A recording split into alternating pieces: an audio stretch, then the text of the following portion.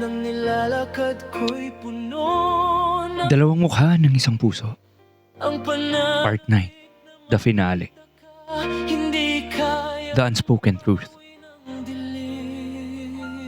Minsan, may mga bagay na kahit kailan ay hindi kailangang malaman para manatiling buo.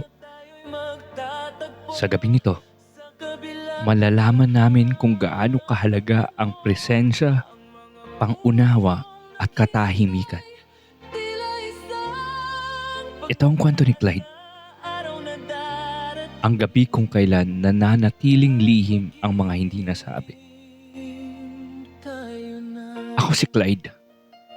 At ngayon, sa kabilaan ng lahat, napagtanto ko na may mga bagay na hindi kailangang malaman para manatiling buo ang isang samahan. Matapos tanungin ni Sean ang tungkol sa sikreto ko, tumigil ang oras. Ang alon sa baybayin ay parang huminto rin sa pag-ikot. Ramdam ko ang tingin nila. Tingin nila Miguel. Puno ng sakit at tanong. Si Benedict naguguluhan ngunit may pangunawa. Si Sean nakamasid. Tila alam ang lalim ng pinapasan ko. Tahimik silang nanatili. At kahit gusto kong sumigaw, kahit gusto kong ibahagi ang lahat, nanatili akong nakatingin sa dagat. Hinahaplos ang malamig na hangin. Ang bawat alon ay parang nagsasabing, may mga bagay na hindi kailangang ipaalam. Si Miguel ay naglalakad papalapit sa bonfire. Hindi siya nagsalita. Hindi siya nagtanong. Puro tingin lang. Mata na puno ng tanong. Ngunit may pagtitiwala. Ramdam ko ang sakit ng kanyang puso. Ang paghihintay na baka ako'y magsalita, ngunit mas pinili kong manahimik. Si Benedict ay nakaupo sa tabi. Tahimik ngunit andun yung presensya niya. May mga pagkakataon na kahit nakatingin siya sa dagat, ramdam ko ang kanyang pagmamalasakit. Ang mga mata niya ay parang nagsasabing, kaya mo to. Kahit hindi mo masabi. Si Sean sa kabila ng kanyang masayahin at palaging malandi na aura, ay nakatingin sa akin ng seryoso. Parang alam niya na may mas malalim pa sa likod ng katahimikan ko. Ramdam ko ang bigat ng tanong niya at ramdam ko rin ang presyon. Alam ko sa sarili ko na maaari kong sabihin ang lahat. Ang madilim na bahagi. Ang mga sugat. Ang mga kahinaan. Ngunit mayroong limitasyon sa kung kailan dapat ibahagi ang lihim. Ang kaalaman ng iba ay may epekto sa kanila. At mas pinili kong pangalagaan ang samahan ay sa ilantad ang lahat ng kahinaan ko. Hindi ako lumayo dahil wala akong nararamdaman. Lumayo ako dahil may mga bagay sa akin na mas ligtas pag nanatiling lihim para sa kanila at para sa akin. Pinilit kong huminga ng malalim.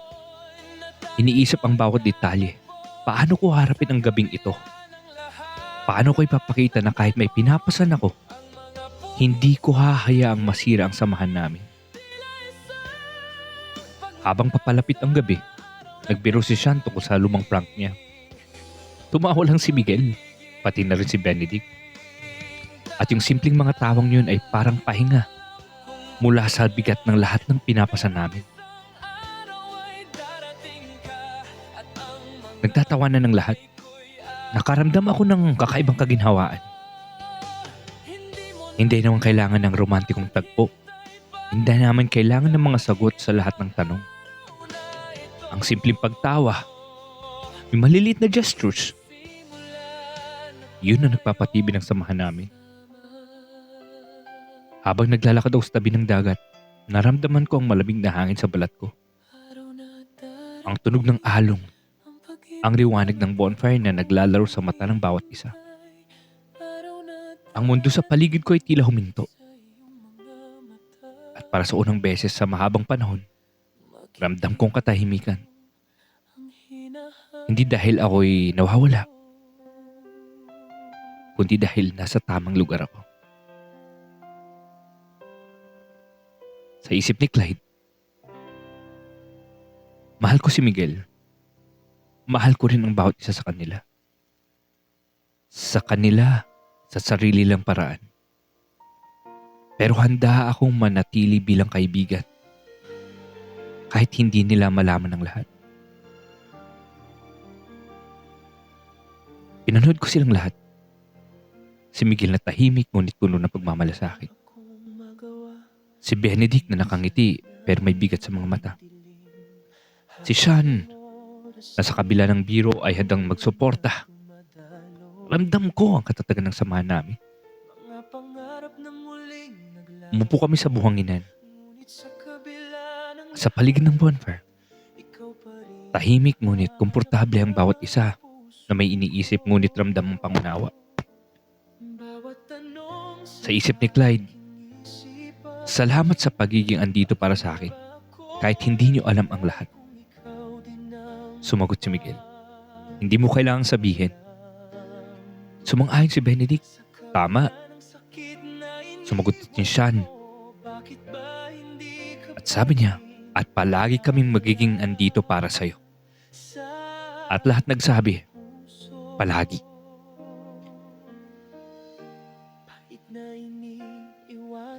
Sa huli, hindi na mahalaga kung sino ang nanalo o kung sino ang iniwan. Ang totoo, lahat sila ay may natutunang mahalagang aral. Si Benedict natutong huwag sumugal kapag hindi sigurado. Si Clyde natakot tanggapin ang lahat. Pero lumaban kahit malayo dahil posible. Si Miguel, tumawa pa rin kahit siyang palaging naiiwan. At si Sean, siya yung ilaw na palaging nariyan pero hindi kailanman napansin. Hindi sila nagkulang sa pagmamahal. Ang kulang ay ang tapang na sabihing, pipiliin kita kahit mahirap. Sa bawat lihim na itinago, sa bawat titig na hindi nasuklian, sa bawat salitang ikinulong sa katahimikan, doon nabuo ang pinakamalungkot na katotohanan. Hindi sila nagkulang sa damdamin, nagkulang sila sa pagkakataon. At minsan, yun ang pinakamabigat dalhin.